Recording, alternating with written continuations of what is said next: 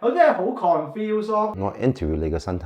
物理治療師講過我係真長短腳，做咗 X 光又剩，又話唔係真係長短腳，有啲又話扭翻個盤骨之後又度又唔係長短腳啦。OK。我有啲又真係長短，我有少少，我覺得自己唔係嘅，我都係覺得個盤骨可能上下歪咗。OK。搞到啲嘢歪晒咁樣，好明顯嘅係好容易呢邊頸痛啦。而家 present 俾我 first impression 咧，後旋轉高低，脊椎壓住咗前後移位，最近冇突出，所以有幾個問題會出現嘅。Any of this problem 都可以令到你穩定，覺得緊唔舒服，因為我哋神經系統咧叫佢收緊嘅，佢自己唔會收嘅，因為唔穩定，佢就唔俾你喐啦。今日我哋嘅工作咧係揾翻個唔穩定嘅地方，第一睇翻個姿勢都可以估到嘅，但唔可以100% 確認，一定要用 functional testing。我 interview 你嘅身體，因為我哋唔知道我哋發生咩事嘛。頭先你講你好 confused 係咪？